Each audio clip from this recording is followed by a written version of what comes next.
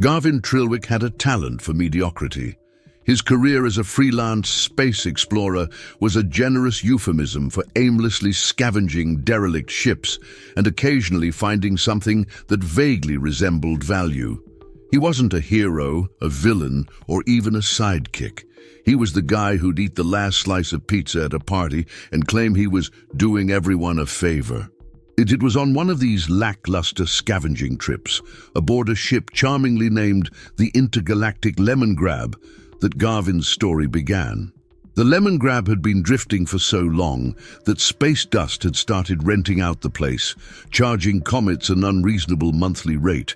Garvin stumbled upon it while on his way to nowhere, following a path that could only be described as vaguely that way. The first time he boarded the ship, he was mildly disappointed. No treasure, no legendary artifacts, not even a decent snack machine.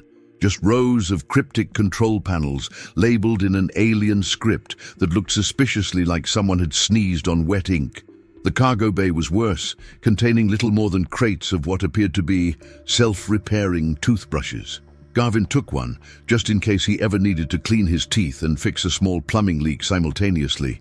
But the Lemon Grab was oddly addictive. There was something about the eerie hum of its engines, which occasionally started themselves, despite the obvious absence of any active power source. Or perhaps it was the fact that it didn't eject him into the void after his third visit, which he considered a polite gesture for an abandoned ship. Whatever the reason, Garvin began making weekly trips to the Lemon Grab. Each visit brought new discoveries, none of which were remotely useful. He found a wardrobe full of uniforms designed for beings with 8 arms, a lavatory stocked with a soap dispenser that dispensed philosophical musings instead of soap, and a maintenance bot that insisted on dusting the air around him while humming what could only be described as aggressively cheerful jazz. It was during his 7th visit that Garvin, in a tragic display of overconfidence, brought coffee aboard. His battered thermos, a relic from his 1-year stint as a failed interstellar barista, spilled its contents directly onto the largest, most intimidating panel on the ship. This panel, marked with glowing symbols that seemed to shout, "Do not touch," responded by lighting up like a hyperactive Christmas tree. "What did I just do?" Garvin muttered, watching as the ship groaned awake with the enthusiasm of a grumpy teenager forced out of bed. The lights flickered ominously, the engines coughed back to life, and the onboard speakers crackled. "Attention!" a voice boomed, startling Garvin so much that he dropped his thermos, spilling the rest of his coffee. "This ship is now activated. Emergency protocols engaged." "Wait, what protocols?" Garvin demanded, though he wasn't sure whom he was asking. The voice ignored him, continuing with grim determination, or perhaps grim indifference. "A message will now be broadcast to nearby systems. Please stand clear of the communication array." Before Garvin could process this information, a deafening alarm blared. It was the kind of sound that made your soul briefly consider relocating. The alarm was followed by a holographic projection of an alien face that looked both incredibly wise and incredibly annoyed, as if it had been interrupted mid-Sudoku. The alien's voice boomed. "To all who receive this message, be warned.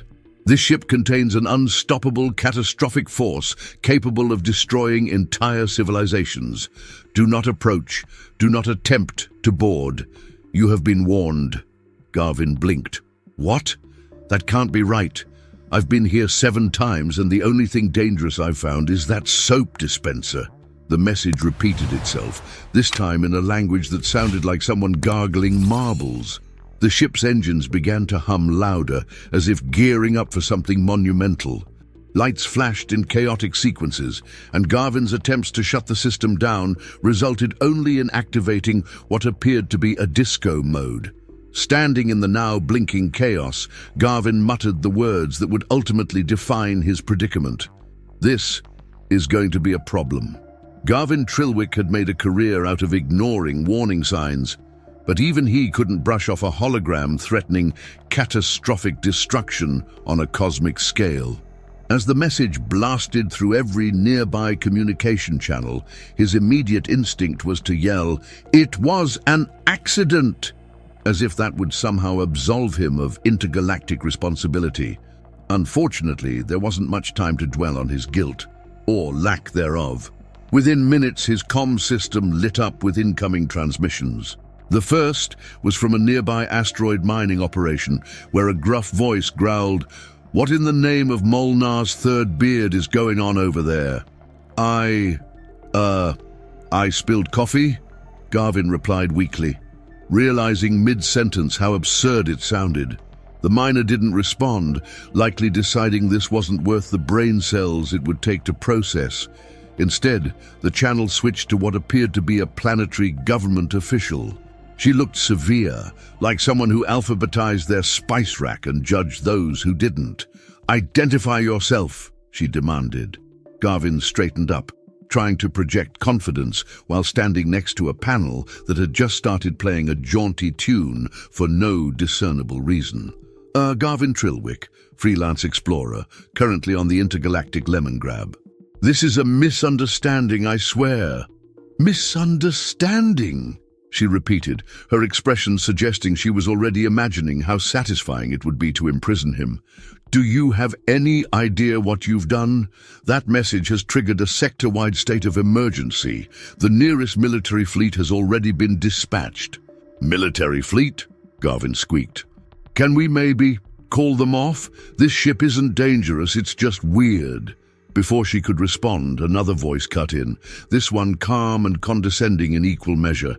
"This is Admiral Brofax of the 17th Galactic Defense Arm. Unidentified individual, you are ordered to power down the vessel immediately and await boarding."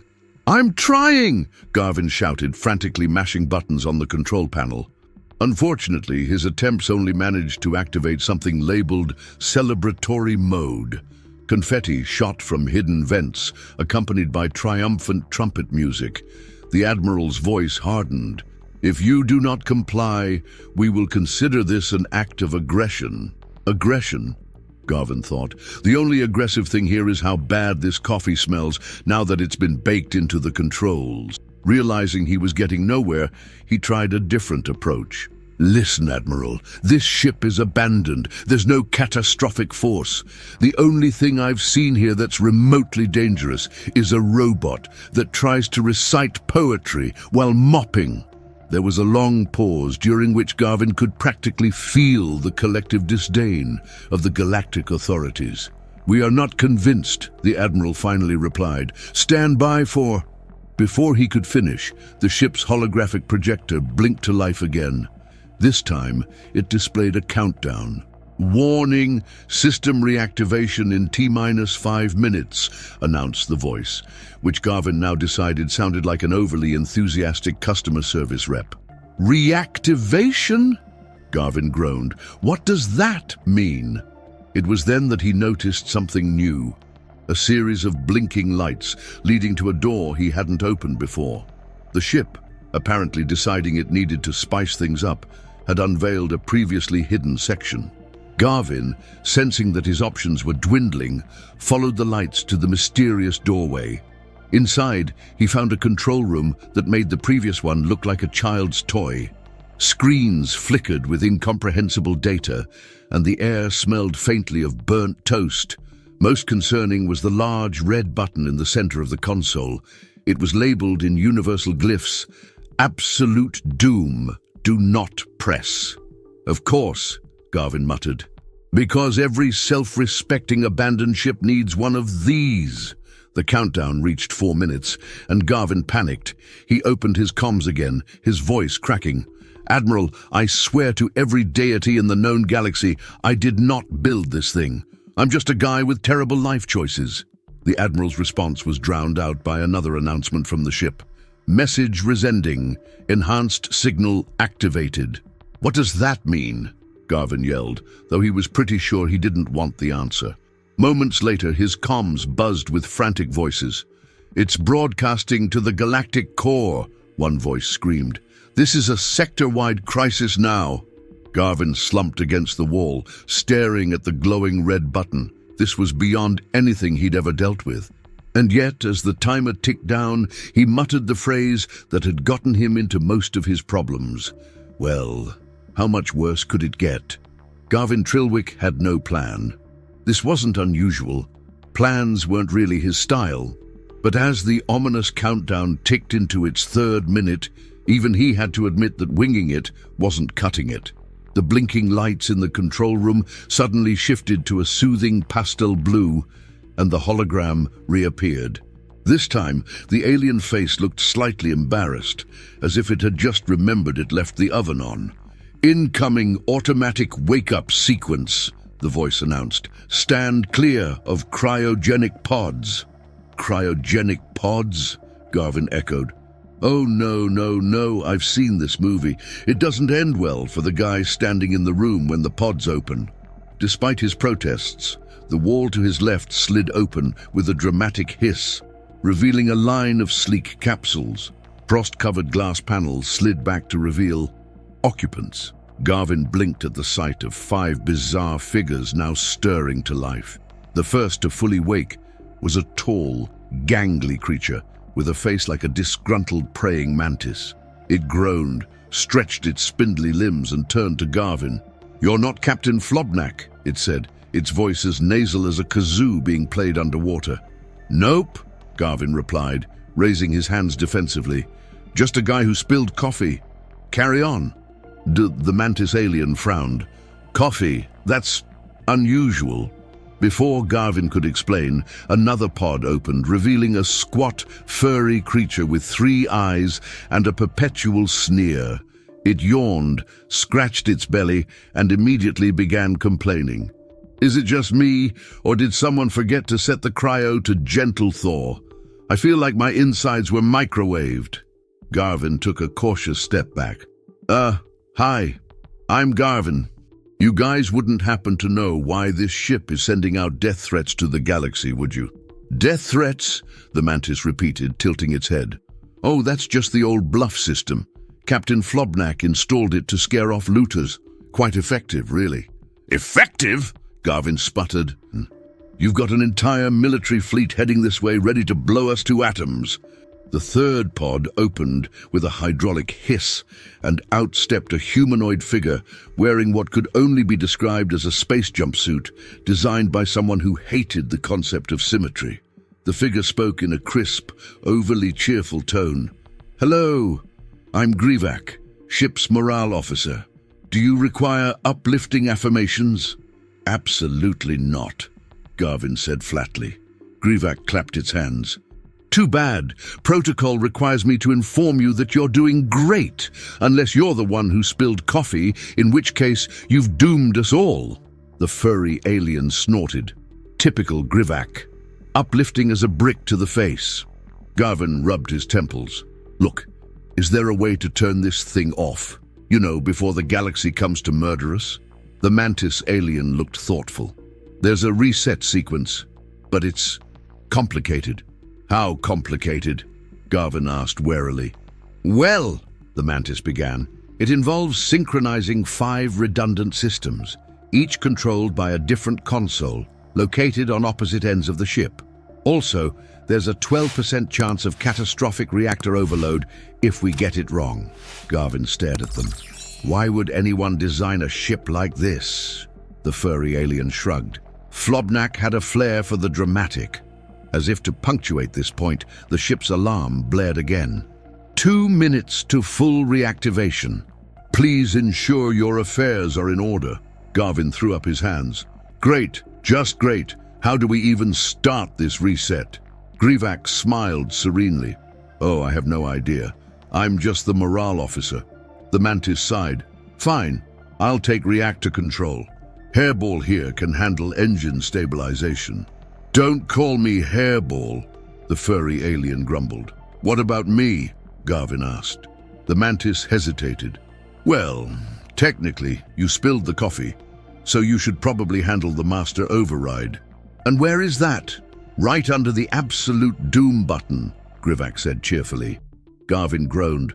"Of course it is." As the crew scattered to their stations, Garvin stared at the glowing red button that had become the bane of his existence. The clock was ticking, and all he could think was, how did my life turn into a low-budget disaster comedy? Garvin Trilwick had been in tight spots before. There was the time he got locked in a self-cleaning spaceport bathroom. He still smelled faintly of lemon polish, and the time he accidentally bid on a rare alien egg at an auction, mistaking it for a decorative vase. But nothing compared to standing in a glowing room, seconds away from absolute doom, while an alien crew he barely knew scrambled around like caffeinated squirrels. 1 minute to full reactivation, the ship announced, as if cheerfully counting down to his inevitable obliteration. The mantis alien, whose name Garvin had learned was Thriftic, barked into the comms. "Stabilize the reactor now, Krog. If this thing goes off, it'll vaporize us faster than you can say hypercompression field failure." "Do you think I'm not trying?" yelled Krog, the furry alien. "These controls are in Tharvaxian. Who uses Tharvaxian anymore?" Garvin, meanwhile, was crouched in front of the master override console, staring at a screen filled with text that was at least 70% exclamation marks. He poked at it hesitantly, which only made it angrier. "Error! Incorrect input! Self-destruct sequence armed!" "What?" Garvin shouted. "I didn't even press anything important." 30 seconds, the ship chirped. Grivak, the morale officer, appeared at Garvin's side with what could only be described as unsettling calm. "You're doing great. Just remember, catastrophic failure is only catastrophic if you let it get to you." "How is that helpful?" Garvin snapped. Grivak patted him on the shoulder. "It's called perspective." At that moment, the ship shuddered violently. Garvin glanced at the main screen, where a new problem had just made itself known. A massive, heavily armed enemy vessel had appeared out of hyperspace. Guys," Garvin called into the comms. "We've got company." Thriftic's voice crackled through. "Enemy ship identified. That's the Grazix Marauder. It belongs to one of Flobnak's rivals. They must have detected the reactivation signal." "Great! So now we're about to explode and we're getting shot at?" Garvin shouted. As if to confirm his fears, the Marauder fired a warning shot that rocked the intergalactic lemon grab. Panels sparked, and one of the walls began oozing a suspicious green liquid. Thriftic's voice was clipped but oddly calm. "Garvin, you need to focus. The master override is the key. If you don't stop the reactivation, none of this will matter." "Easy for you to say," Garvin yelled. "You're not the one sitting next to a button that screams doom at you." Another shot from the Marauder hit the ship, sending him sprawling. When he climbed back to his feet, the override screen had changed. New option: manual intervention required. Insert access device. "What's the access device?" Garvin demanded. Thriftic hesitated. "It's, a bit unconventional. The captain didn't trust standard keys. He preferred edible backups." "What?" Garvin shouted. "It's a cracker," Krog muttered from his station. "A cracker?" Garvin echoed. "A cheese-flavored cracker," Thriftic clarified. He always kept one in his pocket for emergencies. "Of course he did," Garvin groaned. "So where's the cracker now?" "In the captain's quarters," Thriftic said, "which incidentally is currently on fire." Garvin didn't have time to argue. He bolted toward the captain's quarters, dodging sparks, falling debris, and what looked suspiciously like a sentient mop scurrying for cover.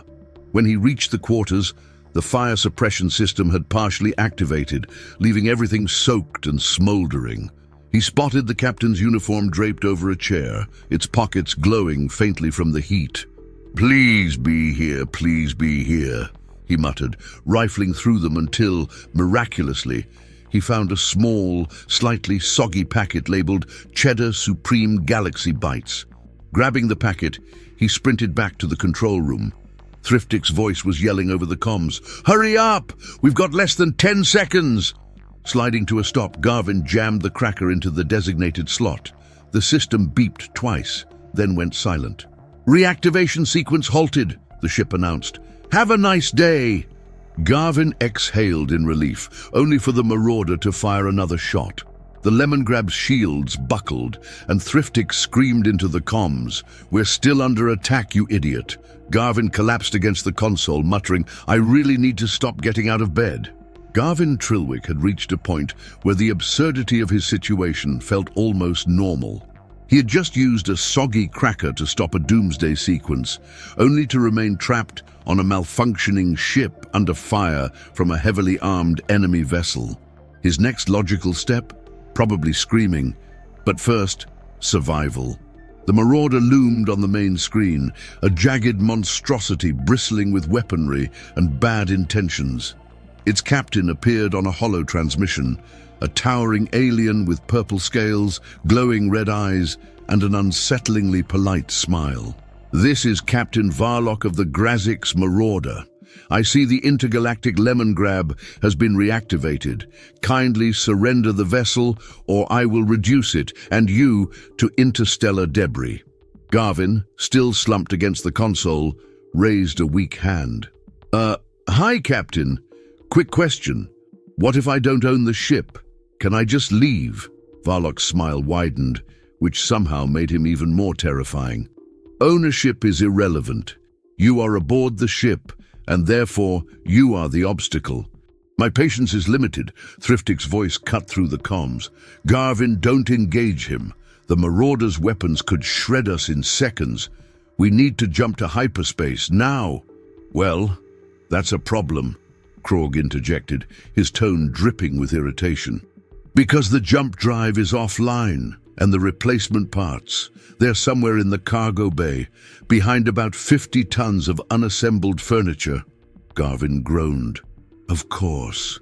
Why wouldn't it be?"